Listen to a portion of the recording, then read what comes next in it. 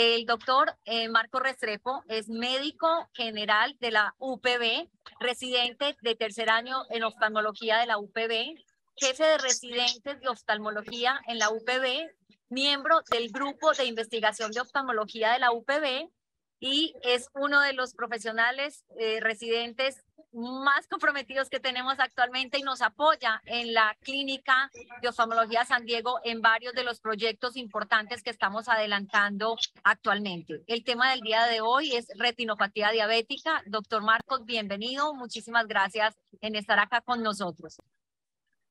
Doctora Lina, muchas gracias por la presentación. Para mí es muy grato estar acá con ustedes, con una institución que nos enseña a todos y nos cobija desde pequeños en nuestra formación para ser futuros oftalmólogos. Y pues como les dijo la doctora, hoy vamos a hablar de un tema que nos compete mucho a todos y del cual debemos estar completamente enterados y actualizados. Bueno, permítanme un segundo, yo minimizo acá las pantallas que no me dejan ver. Listo. Y pues no quiero dejar pasar, agradecerle a la clínica de la doctora Mabel por la oportunidad de esta exposición y por la asesoría en la charla. Entonces, hablar de retinopatía diabética, pues y como la realidad es la mejor manera de aprender, vamos a hablar inicialmente de un caso. Este caso es cortesía del doctor Juan David Bravo. Es una paciente de 42 años con diabetes mellitus tipo 1, con 20 años de duración. Llegó a la consulta con una agudeza visual perdón, de 20-25 ambos ojos, un OCT de mácula de ambos ojos reportado como normal y con una hemoglobina glicosilada de 8.1%. Esta era la foto del fondo de ojo de campo amplio del ojo derecho, donde se ven pues, sus medios claros, un nervio sano, y se ven unas hemorragias en punto en el polo posterior, temporales a la mácula, otras más periféricas. Hay aquí unos vasos que dejan la duda de si son anormales o si son hemorrágicos. Se le hace la angiografía fluoresceínica de campo amplio y se evidencian gran cantidad de microneurismas, unos vasos ya incompetentes que hacen sospechar de membranas neovasculares y una zona de isquemia periférica. Y miren en las fases tardías del angiograma cómo hay un escape importante de esos vasos anormales que hemos identificado como sospechosos nada más en la foto a color y cómo se resalta la zona isquémica periférica. Y el ojo izquierdo se ve aún más sano, uno le ve una que otra hemorragia en los cuadrantes, sin embargo en la angiografía nuevamente vemos unas zonas periféricas de isquemia con unas membranas neovasculares que se resaltan al final de los angiogramas. El mensaje con este caso es que miren que no necesariamente un fondo de ojo sano o aparentemente sano y que el paciente vea 20-25 o que tenga una buena visión quiere decir que tiene una retina sana no afectada por la retinopatía diabética. Vamos a empezar ahora sí con el tema. La diabetes es el principal desorden energético en el mundo. De esas, el 90% corresponden a diabetes mellitus tipo 2 y todo se debe a un mal control glicémico, que lo que va a generar es un daño microvascular. Y en Estados Unidos se reporta que al menos el 57.9% de la población tiene una complicación asociada a la diabetes y el 14.3% más de 3. Entre ellas vamos a contar la retinopatía diabética. Es la primera causa de ceguera en los pacientes entre 25 a 74 años. Y esta enfermedad le pasa, o la retinopatía, perdón, le cursa con tres cuartas partes de los pacientes diabéticos a 15 años de duración de la diabetes. Los factores de riesgo más importantes que han sido identificados son la duración de la enfermedad, la hipertensión, el control glicémico medido por la hemoglobina glicosilada y el sexo masculino. Y es muy importante que un cuarto de los pacientes que tienen diabetes no saben que la tienen. Y por tanto, no, de este un cuarto, perdón, hay un porcentaje importante que vamos a ver más adelante en la epidemiología que tienen retinopatía diabética y no lo saben. Es la primera causa de ceguera legal de pacientes en edad laboral en Estados Unidos.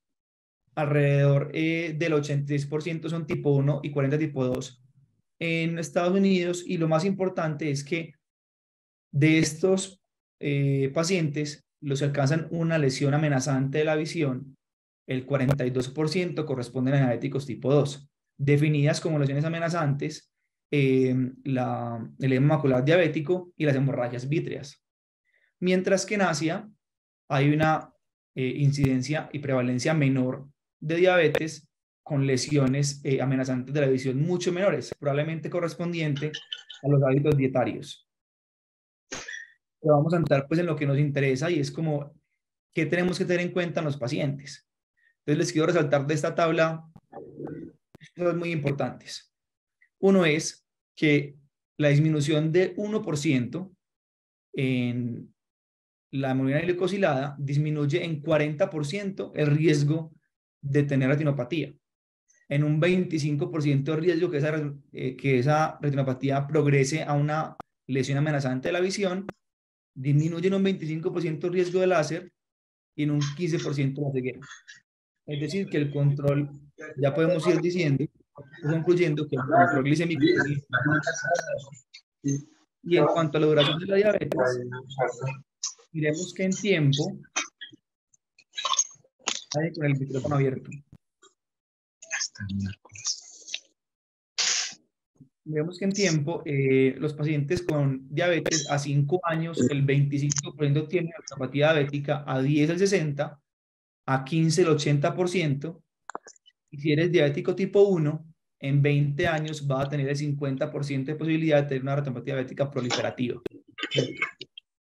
Entonces aquí vamos resaltando dos cosas: el control glicémico y el tiempo en años de duración de la enfermedad. Espera, que llame.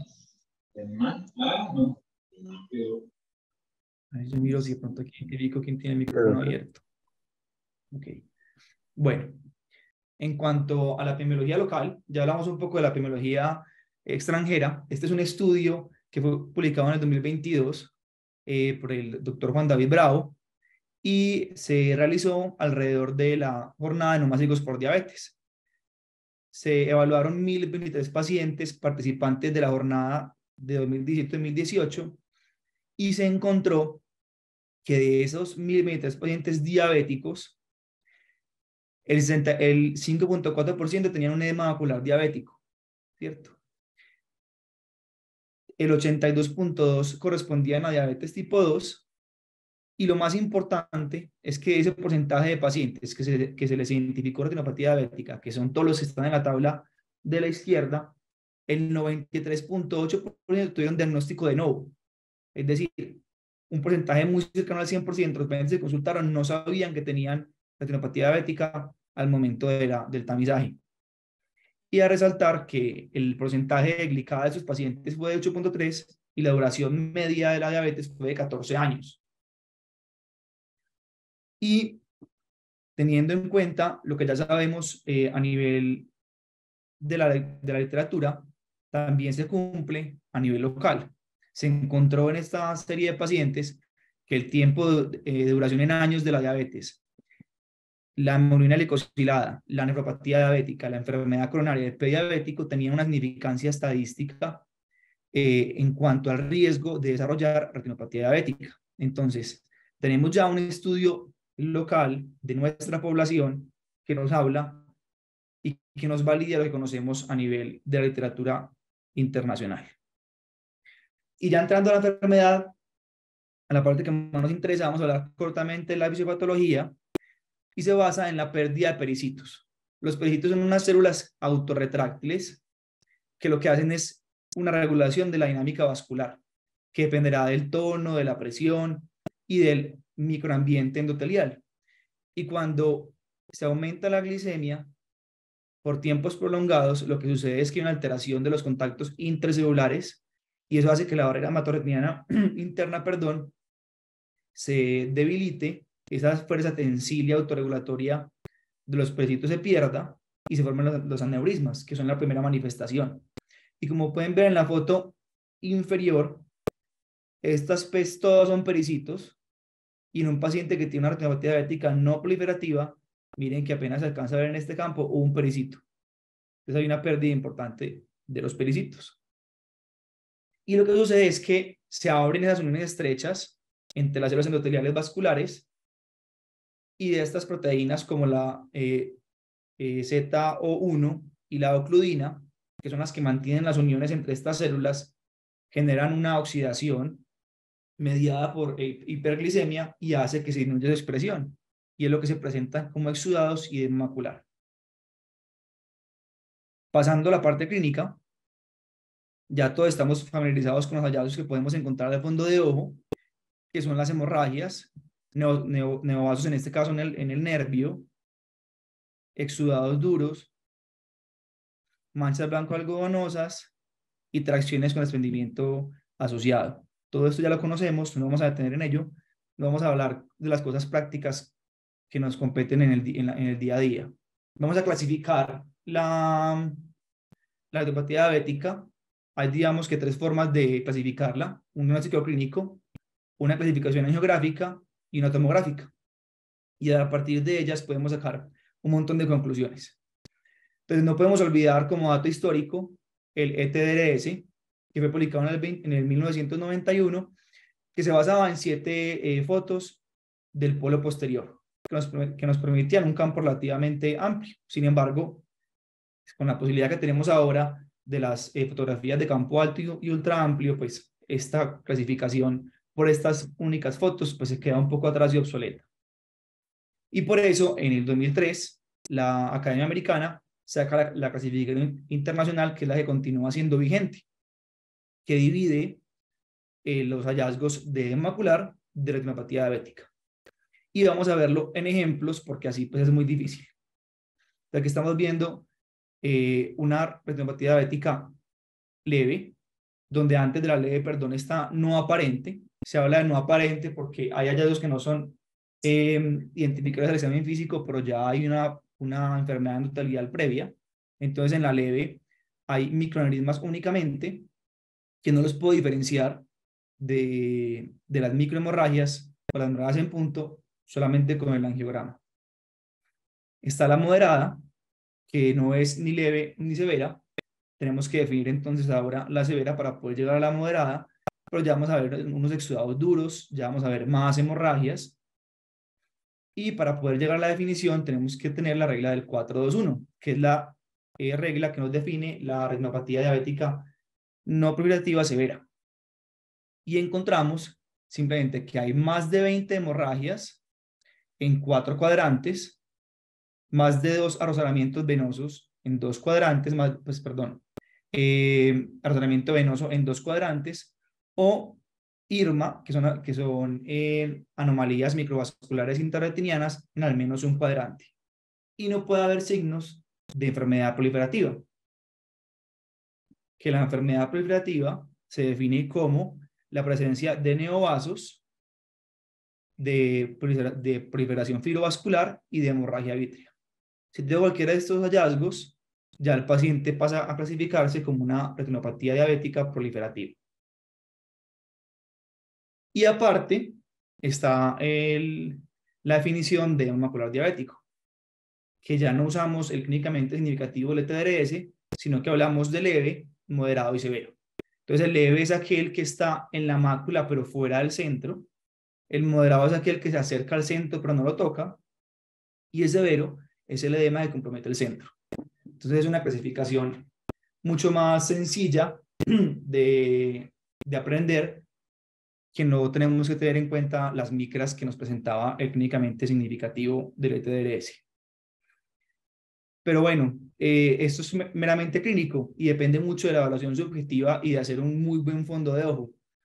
Entonces, ¿de qué otras herramientas nos podemos llenar para hacer un diagnóstico adecuado o una clasificación adecuada? Porque en este caso, tanto para clasificación como para diagnóstico no sirve. Entonces vamos a hablar del papel de la tomografía. Entonces no podemos pretender que una tecnología tan buena como la tomografía nos permita solamente hablar de si está o no está presente el edema macular. Entonces podemos ver muchísimas cosas. Podemos ver el grosor macular central, podemos evaluar también el fluido supraretinal, la presencia o no, y la cantidad, los puntos hiperreflectivos intrarretinianos. También podemos evaluar la presencia de quistes y el contenido de esos quistes y el tamaño de esos quistes. La presencia de un componente traccional dentro de ese edema macular. La presencia del desordenamiento, perdón, de las capas internas de la retina, que nos hablan de pronóstico, y el estado de las capas externas, hablando de la elipsoide y la demanda limitante externa. Y todo esto lo podemos evaluar en las imágenes tomográficas.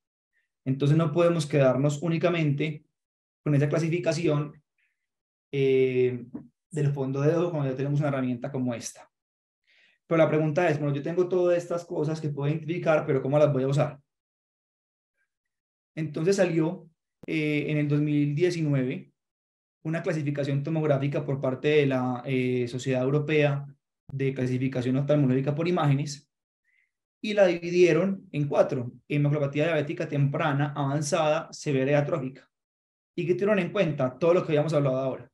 Tuvieron en cuenta el estado de la interfaz vitroretiniana, el tamaño de los quistes y su contenido, la presencia de puntos hiperreflectivos intrarretinianos o los foci, la presencia de fluido subretiniano, el estado de las capas externas, más específicamente la elipsoide y la limitante externa, perdón, aquí está mala abreviatura, y el grosor macular. Juntando todas estas variables, se puede clasificar de manera más específica el edema macular diabético. Y vamos a pasar a las imágenes. Entonces, en la clasificación, en el artículo, hablan de la temprana, cuando yo tengo únicamente unos pequeños quistes y puedo tener puntos hiperreflectivos intrarretinianos como están acá, pero tengo una perfecta organización o diferenciación de las capas internas y externas de la retina, y puedo tener o no fluido subretiniano. Y además de eso, tengo un aumento del grosor central menor al 30% de la base normativa. Luego el avanzado, que es donde tengo ya quistes de gran tamaño que me distorsionan la anatomía de las capas externas, pero aún son identificables. Miren que aquí están distorsionadas, pero yo aún puedo ver por dónde van las capas externas, el elipsoide, perdón, el limitante, y puedo tener presencia o no de fluido subretiniano. Es importante el contenido de estos quistes porque el contenido hiperreflectivo de los quistes se ha asociado con respuesta a ciertos medicamentos. Ya luego viene el severo, que es donde hay una pérdida completa de las capas internas y externas. Yo no puedo diferenciar la elipsoide y no tiene que haber líquido, únicamente se determina, pues líquido subretiniano, únicamente se determina por el estado de las capas externas. Y el atrófico es donde ya tengo drill, donde yo ya no puedo identificar tampoco la anatomía de las capas internas, tengo una atrofia completa de las capas externas, que incluso puede cruzar con atrofia del EPR, como está iniciando aquí en esta imagen inferior. Y por último, y pues no menos importante, está el estado de la interfaz vitroretiniana, porque vamos a ver más adelante que si yo tengo un componente traccional en un edema macular diabético, por ejemplo acá, el manejo va a diferir de una manera muy importante así tengo un edema macular diabético simplemente difuso. Y hay otra clasificación un poquito más sencilla que lo clasifica en difuso, quístico, con presencia o no de fluido subretiniano y mixto. Bueno, ya hablamos de la tomografía para el diagnóstico de edema macular diabético, que tiene un papel muy importante para su clasificación. Pero la angiografía no la podemos dejar atrás. Y la angiografía nos va a permitir hablar de un edema focal, cuando yo puedo identificar el punto de fuga que me está generando ese edema. Me puedo hablar de un edema difuso, donde muchos puntos de fuga están siendo parte de esa composición líquida del edema, quístico e isquémico. Sobre todo este isquémico teniendo un papel pronóstico, donde yo voy a decidir qué seguir haciendo con este paciente si tengo una isquemia macular. Y pues evidentemente, además de clasificatorio, tiene un papel diagnóstico muy importante en la patología que vamos a ver más adelante. Y la importancia de clasificarlo para que eso no sea una carreta es esta. Y eso cuando usted va aumentando de severidad en la no proliferativa, miren que, por ejemplo, la severa, a un año, el 52 pasan a proliferativa y a 3 años el 71%, ¿cierto? Lo que es menor, si es moderado, si es leve. Por eso es muy importante hacer una clasificación adecuada del paciente y usar las imágenes que tenemos disponibles. Y también va a determinar la frecuencia con lo que vamos a seguir el paciente. Claro que en nuestra sociedad no podemos, en nuestro sistema de salud, perdón, no podemos pegarnos pues de estas frecuencias de seguimiento. Bueno, ya teniendo en cuenta la clasificación, ¿cómo va a llegar yo al diagnóstico? Entonces, muy importante, es un examen completo. Agudeza visual, el estado del seguimiento anterior, buscar siempre neovasos. Si es posible y tengo sospechas de una agonoscopía para ver neovasos de ángulo. Y solo el 50% de los pacientes se clasifican bien si no se dilatan. Entonces, es necesario que los pacientes que tengan diabetes sean dilatados para hacer una adecuada estadificación de la enfermedad. De hecho, uno cuando hace el fondo de ojo casi nunca se va a la retina nasal si no dilata, y hasta un 15% de las retinopatías diabéticas pueden empezar en la retina nasal y no darnos cuenta que el paciente ya tiene una enfermedad clínicamente evidente al fondo de ojo. Bueno, entonces yo les voy a hablar de la importancia en la geografía. Miren en esta secuencia de imágenes, que aunque no es de campo amplio, que sería lo ideal, sí se nota las zonas neovasculares en el nervio y las zonas de isquemia periféricas, y eso se lo resalto porque es una patología que es vascular. Por eso la angiografía con fluoresceína sigue siendo el gold estándar para diagnosticar y para valorar las zonas de isquemia de la retinopatía diabética, y no la desplaza los CTA. Pero entonces, ¿a quién le va a mandar la angiografía fluoresceínica? Pues, ¿para qué me sirve realmente? Para evaluar los neovasos, para evaluar las áreas de no perfusión, y por eso es que ahora, teniendo la posibilidad de tener una fotografía de campo amplio, la tenemos que mandar de campo amplio, porque miren, por ejemplo, esta es la paciente que estaba al principio en la zona de isquemia periférica, no la veríamos en una angiografía con este campo que les mostré anteriormente. Entonces, si tenemos la posibilidad, pedir un campo amplio. Y la pregunta inicial que hice acá es que si de inicio todos los pacientes. Y sale otra pregunta de ahí, es que nos deberíamos guiar por el tiempo. Entonces, no es lo mismo una paciente con retinopatía diabética tipo 2, que lleva 2 años de diagnóstico, a una paciente como la del caso, que llevaba 20 años de diagnóstico y veía 20-25. Entonces, a esa paciente del caso, sí vale la pena mandarle de entrada una angiografía con fluoresceína, para poder hablar todas las zonas isquémicas periféricas y tomar una decisión. O sea, hay neovasos, porque ya vimos que un fondo de ojo aparentemente normal no nos descarta la presencia de patologías vasculares asociadas. Acá les traigo, por ejemplo, este paciente de 57 años, 10 de diabetes, 20-30. Miren el fondo de ojo tan bonito y la isquemia periférica tan severa que tenía este paciente. Bueno, ¿qué voy a ver yo en la geografía en el paciente que tiene una no proliferativa? Pues el primer cambio que voy a ver son los microneurismas. Y solamente desde ahí ya la angiografía es superior al examen físico de nosotros. Porque miren esta fotografía, logro detectar más de 4 veces la cantidad de microneurismas, que son, una imagen representativa de una incompetencia endotelial, ¿cierto? Y vascular. Si ya tengo una retinopatía diabética que no es proliferativa, pero es severa, me sirve para diferenciar los IRMAs de los neovasos, que son estos, y me sirve para identificar zonas de isquemia. Y según esas zonas de isquemia, definir si va a ser un láser dirigido o no, que eso vamos a hablar más adelante. ¿Y por qué es muy importante esta clasificación? Que se los traje acá por la imagen. Y es que si yo tengo una persona que tiene una proliferativa severa, pero tiene más de 2 características de severa, a 5 años, el 75% la hacen proliferativa. Entonces, clasificar el paciente y tener en cuenta esos riesgos es muy importante. Esta parte de la clasificación hace parte de la antigua, la TDRS, pero muchos autores la siguen trayendo a la actualidad porque sí tiene un impacto al ser de alto riesgo, que también nos corresponde la presencia de neovasos en el disco. Y aquí vemos en la angiografía un IRMA, que sería muy difícil de diferenciar de un neovaso, y el rozamiento venoso, una imagen muy bonita. Y en la proliferativa, pues definitivamente nos va a servir para ver los neovasos. La hemorragia vítrea se va a hacer evidente por las zonas de bloqueo y sobre todo miren cómo nos ilustran las zonas de isquemia periféricas tan marcadas en estos pacientes con una retinopatía diabética proliferativa de alto riesgo, porque miren que los neovasos son a nivel del nervio óptico. Por ejemplo, yo insisto con que veamos muchas imágenes.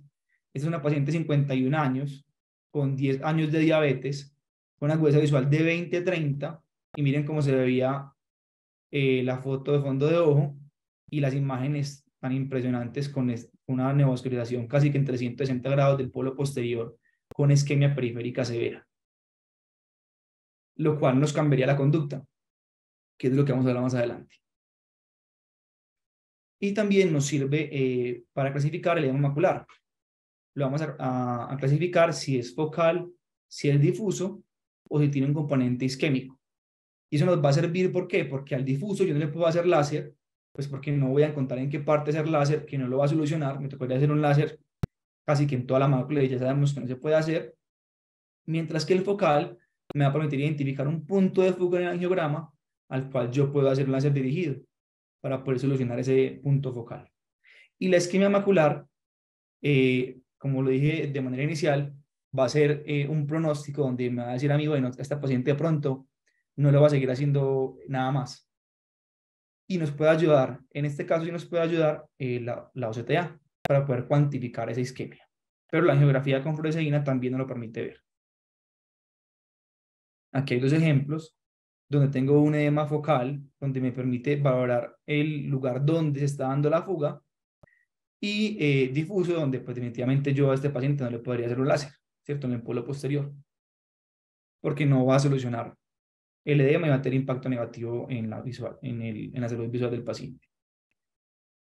Y la tomografía, pues ya sabemos que además de la presencia o no del edema macular, nos permite evaluar el grosor macular central, la presencia de, perdón, de quistes, si hay un componente de tracción y si hay fluido, y obviamente para hacer un monitoreo de respuesta a tratamientos. ¿Por qué es importante esta cantidad de componentes de los que estamos hablando? Porque tanto la presencia de puntos hiperreflectivos intrarretinianos como la presencia de fluido subretinial o intrarretiniano en forma de quistes o edema esponjoso como el de acá, va a tener un impacto diferente y un pronóstico visual diferente según el tratamiento que se dé. Sin embargo, pues sería una charla aparte solo de edema macular, pero por eso es importante que los describamos y que tengamos en cuenta su presencia. Y el contenido de los quistes, como acá tengo un contenido hiperreflectivo y acá no lo tengo. Y pues la OCTA, que pues está pues en auge, buscando de utilidades, y realmente sí se ven cambios tempranos en el paciente que es diabético pero no tiene retinopatía, donde se ve ya un aumento de la zona vascular foveal con una disminución de la densidad vascular perimacular y parafoveal. Sin embargo, en este momento, esos cambios tempranos no nos cambian la meta terapéutica del paciente. Es decir, yo tengo un paciente que es diabético, que no tiene retinopatía y le hago un CTA y le encuentro un aumento de la zona vascular foveal o del área vascular foveal, yo no le voy a decir que entonces baje un 1% más la glicosilada o le voy a hacer un láser o lo voy a inyectar, ¿cierto? Me sirve para signos de isquemia macular, sobre todo cuando quiero decidir si el paciente lo va a seguir tratando o no. Y otro de los grandes problemas es que no hay una base normativa local. Entonces no podemos hablar de normalidades en nuestro medio. Y pues realmente no hace parte de ningún protocolo por ahora, pero probablemente en un futuro se encontrará la utilidad como protocolo en el paciente diabético. Y pues vamos a hablar del tema, digamos que más difícil de traer a una presentación y de hacerlo conciso y digerible, pero vamos a intentarlo. Entonces, lo primero son las metas de manejo sistémico. Entonces, el paciente tiene una enfermedad sistémica y no nos podemos olvidar de eso. Y está ampliamente estudiado. Entonces, las metas de control glicémico, pues yo traigo las dos guías grandes de consenso sobre la diabetes, donde una nos pide una glicosilada menor de 7 y otra nos pide una menor de 6,5. Y esto va a ser una pelea eterna con los endocrinos y con los internistas y con los diabetólogos.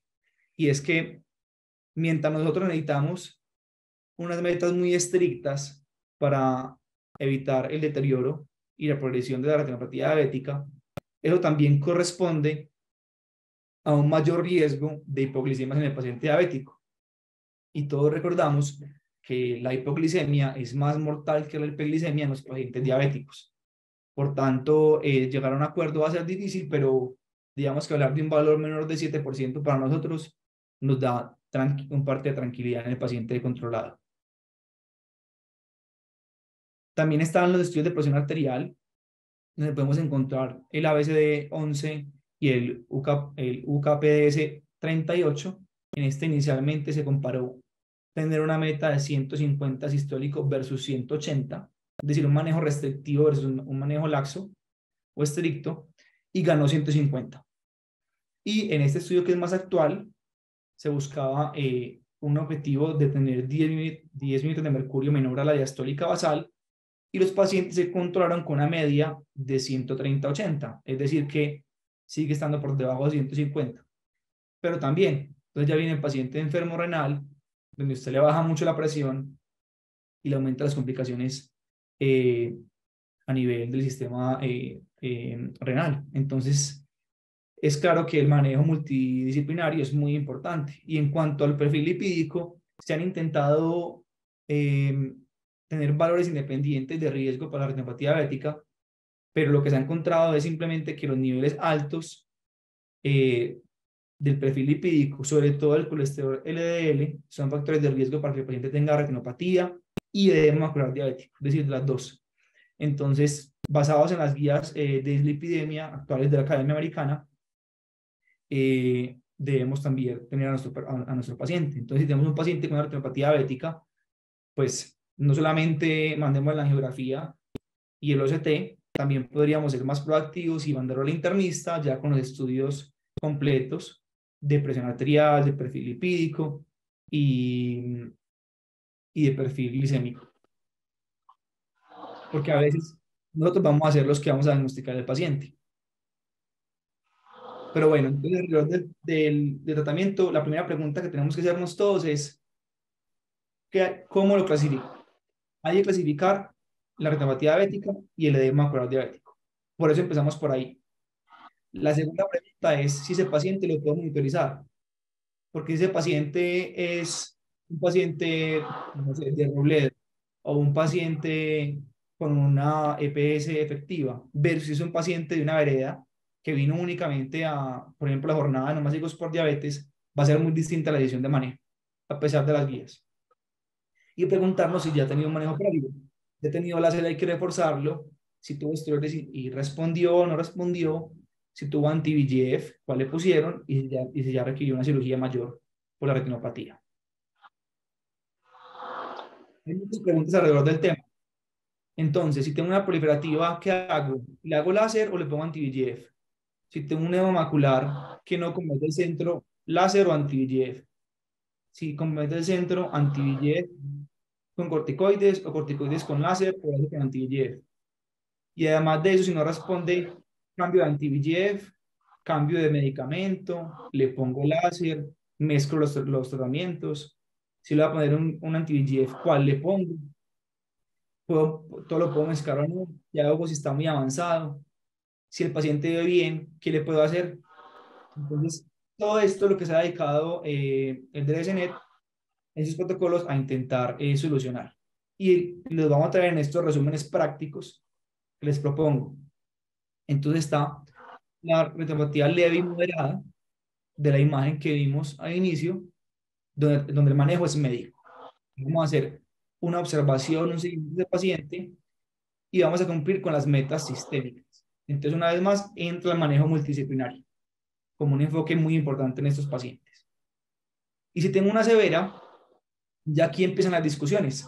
Este es muy sencillo, todos estamos de acuerdo, pero aquí empieza la dificultad. Entonces, tengo un paciente con una retinopatía diabética severa.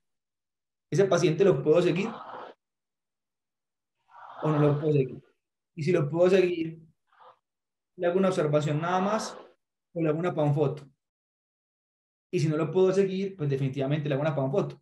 Porque ya sabemos que la justificación de esto es que el riesgo a un año de producción apropiativa es de 50% y a 3 de 71%. Aquí voy a meter la cucharada de que para eso nos sirve, en este caso la angiografía, nos es muy útil. Y tenemos este cuadro clínico de este fondo de ojo, donde si bien tiene una severa, no se ve muy patológico ese fondo de ojo, pero yo le hago una angiografía, y la angiografía tiene unas zonas de isquemia periférica muy amplias. Eh, este paciente va a avanzar más rápido en el mundo y muy probablemente va a ser el grupo de pacientes que se va a beneficiar más de una terapia láser en 360 grados o una panfotofibrilación. Bueno, pero además tengo el componente de edema macular. ¿Cómo lo va a manejar? Entonces, una vez más, el papel de la angiografía y del OCT. Si hay un componente traccional en ese edema, tengo que, esa tracción la tengo que liberar. Si no la libero, ese edema no se va a solucionar por más que lo inyecte o por más que le ponga esteroides. Si tengo un edema difuso, no le puedo hacer láser. Entonces me tengo que ir por anti-VEGF o por esteroide, que ya vamos a hablar más adelante de eso. Si tengo un edema focal, donde guiado por angiografía puedo ver el punto de fuga, me puedo ir por un láser focal, y si en definitiva tengo una isquemia macular severa, ya sea documentada por angiografía o por OCTA, el paciente es de mal pronóstico y tal vez la decisión va a ser no continuar con tratamientos más eh, continuos al paciente. Bueno, tratando de resumirlo y de ponerlo sencillo, el edema macular diabético lo podemos dividir por angiografía en focal o en difuso. Entonces, si es focal, sí, pues le hago un láser focal. Pero si es focal y además compromete el centro, pues no le puedo hacer láser, ¿cierto? Porque no puedo quemar la fovea ni la mácula. Entonces lo inyecto. Y si es difuso, definitivamente lo inyecto con anti-VEGF porque pues no tengo manera de hacerle un láser a esta, por ejemplo, a este angiograma de edema macular difuso. ¿Y qué pasa con el grupo de pacientes que tienen un edema macular que comprometa o no el centro, pero que tengan una buena agudeza visual? Me arriesgo a hacerle un procedimiento, me arriesgo a ponerle un láser, me arriesgo a inyectar un anti-VEGF. Entonces, lo que dicen los protocolos recientes es que si el paciente ve menor de 20/32, realmente lo que dice la guía, y el otro ojo está sano, el estudio, perdón, y el otro ojo está sano, lo observo y si pierde 2 líneas de visión, lo inyecto. Pero si el ojo contralateral ya está recibiendo manejo para edema macular diabético, el manejo que sea, tengo 2 opciones. Si el edema es focal, le hago láser, y si es difuso, le pongo anti-VEGF. Entonces, resumiéndolo, si el paciente ve 20/30 o mejor y tiene un edema macular diabético que compromete el centro, yo lo puedo observar. Y esa observación que se propone en el protocolo es un seguimiento cada 2 o 4 meses. Entonces, también tenemos que ver si el paciente puede cumplir con el seguimiento. Y listo, decidí por algún motivo que el manejo de este paciente va a ser inyección de anti-VEGF.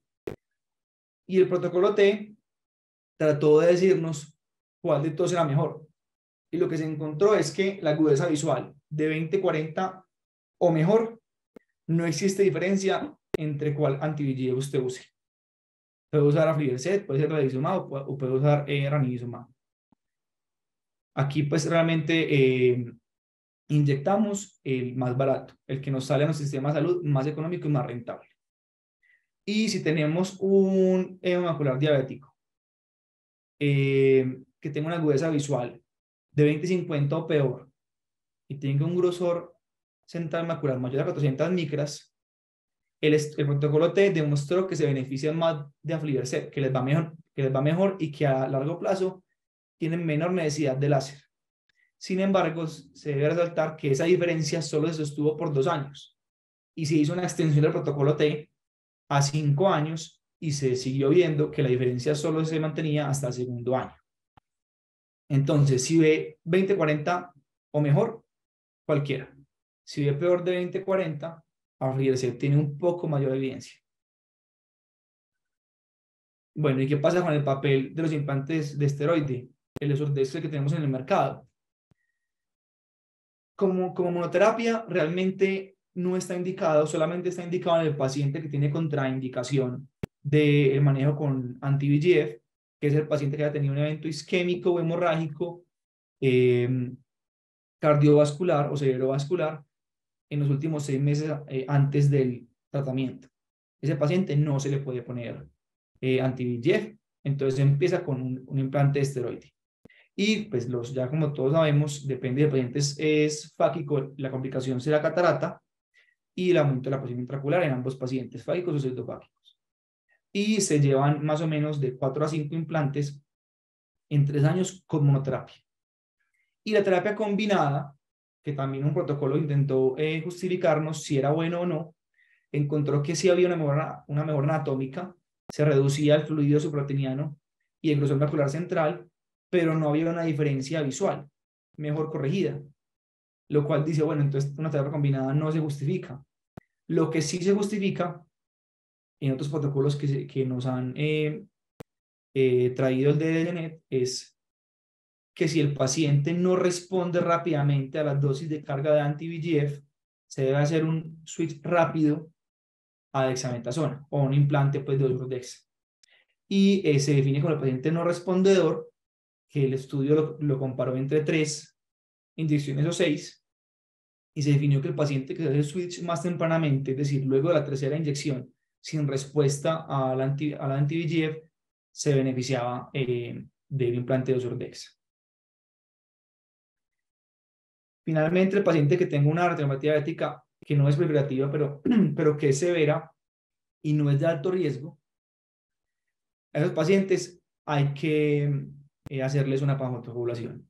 ¿Por qué? Porque ya dijimos que los que tienen una severa no proliferativa, el 50% progresan a 1 año y el 71% a 8 años. A 3 años, perdón. Y se podría justificar que al paciente que tenga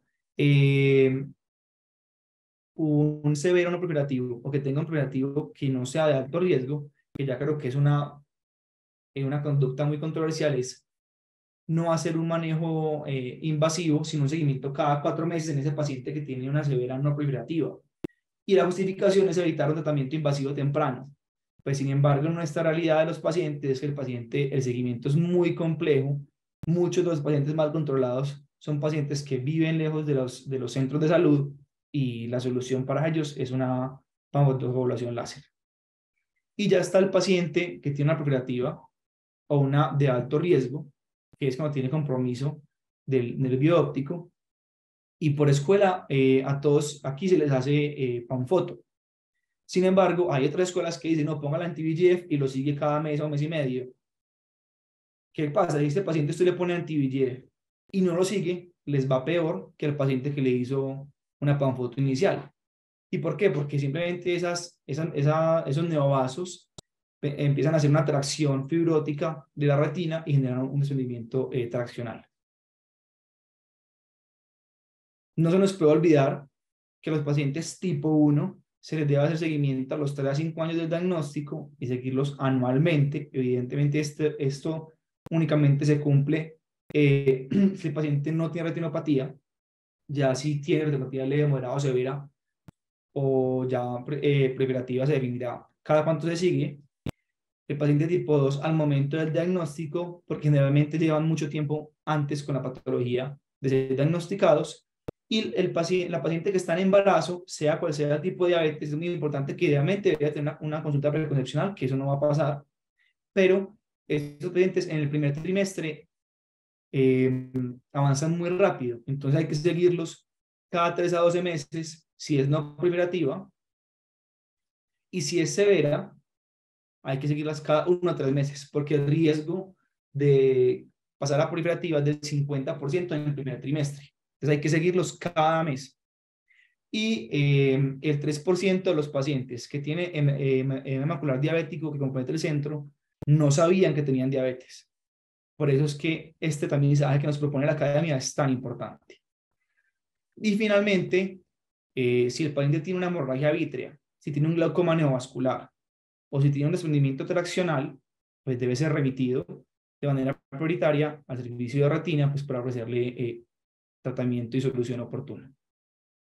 Y les agradezco de nuevo la invitación a todos y haberme escuchado. Doctor, muchísimas gracias. ¿Alguna pregunta que hay en el auditorio para el doctor? Buenas Buenas noches. noches.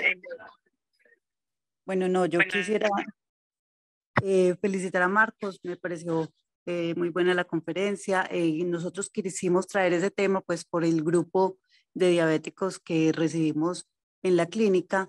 Queríamos como tratar de unificar como conceptos, ya que esta es una patología que vemos en el día a día. Me parece pues que estuvo como muy clara y esperamos que para todos haya sido igual. Muchas gracias, Marcos. No sé si alguien tiene... ¿Aló? Doctor. Hola Marcos, ¿qué tal? ¿Quién es usted, doctor? Muchas gracias, muy buena la presentación y muchas gracias por incluir en las estadísticas el esfuerzo que hemos hecho durante todos estos años por tratar de darle una, digamos, una connotación o una descripción al perfil epidemiológico de los pacientes que acuden a la campaña que tan gentilmente muchos de ustedes nos ayudan. Yo, pues, aparte de felicitarte, quisiera comentar que en el manejo específico del edema macular diabético, a mí me parece muy importante tratar de establecer el origen. Conociendo el origen del edema macular se pueden plantear las estrategias. Entonces, para tratar de establecer cuál es el origen de los exudados, del edema, de los quistes, se debe hacer un examen dinámico que es la angiografía, ojalá con buena resolución, específicamente en mácula, pero la parte de periferia también es importante porque el factor isquémico periférico es uno de los factores que incide en la refractariedad de la respuesta del edema macular al tratamiento. Entonces, hacerlo los dos con énfasis en mácula. Y yo pues claramente creo que si el origen del edema macular son microneurismas que están por fuera de las 500 micras de la zona vascular foveal, en un lugar donde se puede hacer un láser focal, independiente de que tenga o no el centro de la fovea comprometido. Pero siempre y cuando el origen sean esos microneurismas, el láser focal tiene un papel muy relevante, muy importante.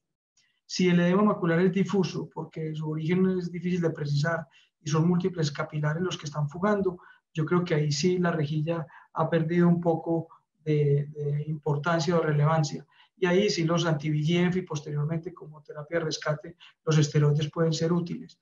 Y definitivamente el edema macular isquémico es un caso muy difícil, pues es una situación muy difícil, donde el pronóstico es muy sombrío y tal vez el que menos daño hace pueden ser los anti-VEGF. Y definitivamente en las fases tempranas, el OCT, que además de clasificarlo, como bien lo hiciste, permite establecer la presencia de membranas epirretinianas gruesas o tracción, puede estar siendo mecánicamente lo que explique, hay que proponer una cirugía temprana. No dejar esos pacientes que tienen anomalías de la interfase para fases muy tardías, porque aunque los hacemos, ya el pronóstico visual no es tan bueno después de que se le han puesto muchos tratamientos anti-VEGF o se les ha hecho láser focal o en rejilla, ya el desprender esas hialoides y pelar esas membranas y esa tracción se hace mucho más complejo. Entonces yo creo que tomar una decisión temprana cuando hay componente mecánico es también muy importante en el manejo del edema macular. Muy bien, felicitaciones, pues es como mi aporte. Muchas gracias, doctor. También tiene la mano levantada la doctora Liana Zuluaga. Buenas noches, muchas felicitaciones Marcos y a la doctora Mabel pues por la asesoría en esta conferencia, me pareció espectacular. No, yo quiero resaltar que lo hiciste supremamente bien y fue como la utilidad de las ayudas diagnósticas en cada caso, ¿cierto? Entonces es demasiado importante saber para qué estamos mandando los exámenes y por qué. No porque si es entonces diabético voy a mandar angio-CT y no angiografía, no. Hay que saber cuál es la utilidad de cada examen y tú lo explicaste supremamente bien. Te quiero pues felicitar. Y lo otro fue los esquemas que hiciste que me parecieron supremamente claros y que pues yo creo que todos lo deberíamos tener pues como a la mano. Felicitaciones. Gracias, doctora. ¿Alguna otra pregunta?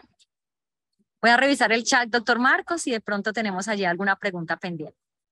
Están hablando sobre si la retinografía es funcional para el seguimiento a los pacientes con diabetes.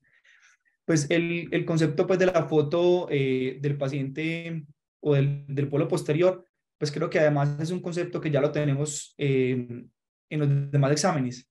Entonces, si uno le va a pedir a un paciente de entrada, porque lleva tiempo de diagnóstico una angiografía, ya tenemos la foto a color dentro de la imagen, dentro del estudio. Pues sin embargo, pues, en mi concepto, según lo que leí, no sería suficiente porque ya vimos que la fotografía, el ojo no es capaz en la fotografía de ver o ve 4 veces menos la presencia de aneurismas, no puede identificar con la misma sensibilidad la isquemia. Entonces, si bien ya hace parte de los exámenes complementarios, la foto, sobre todo en la angiografía, pues no es suficiente para hacer seguimiento al paciente diabético con retinopatía. Yo, qué pena volver a interrumpir, pero a mí me parece muy importante el papel preventivo y la educación, y eso pues lo hemos también recalcado mucho. Recordar a todo el público que la retinopatía diabética es una complicación de la diabetes que es asintomática aún en las fases tardías de la enfermedad. Hay pacientes con retinopatías diabéticas proliferativas con membranas fibrovasculares alrededor del nervio con la mácula bien, que pueden tener 20/25, 20/30 de visión y acudir a un control por una supuesta valoración refractiva. Entonces, hay que ir a buscar los pacientes, y lo que dijiste es muy importante, pacientes con más de 10 años de diabetes, con hemoglobinas glicosiladas por encima de 8, 8,6, son con comorbilidades, son pacientes que hay que mirarlos con mucho más interés, hay que establecer que esos pacientes requieren un enfoque distinto y ser más proactivos para poder llegarles antes de que la retinopatía empiece a afectar significativamente la visión. Pacientes que nos llegan ya con edemas maculares y exudados en la fóvea, ya esos pacientes, por más tratamiento que le hagamos, a veces por el tiempo transcurrido de esos exudados en la era foveal, producen daño de las capas externas de los fotorreceptores, en fin, y ya son muchas veces irreversibles a pesar de que desaparezcan. Lo mismo que los demás hallazgos que hay en el OCT. Entonces, ir a buscar esos pacientes en las consultas, ser muy conscientes de que paciente diabético tipo 1, tipo 2, con las recomendaciones que hiciste, y si además tienen comorbilidades y tienen mal control metabólico evidenciado por una hemoglobina glicosilada alta y tienen más de 10, 12 años de diabetes, dilatarle la pupila. No se perdona que un paciente de esos se vaya a la oficina sin una dilatación pupilar. Muchas gracias. Gracias, doctor. Doctor Marcos, bueno, acá estoy revisando el chat. Yo creo que quedan todas las preguntas claras, ¿cierto? Doctora, a usted muchísimas gracias. A todos los participantes, muchísimas gracias. Recuerden nuestro próximo encuentro en una semana. Que tengan una feliz noche. Muchas gracias de nuevo. Chao, muchas gracias por la asistencia.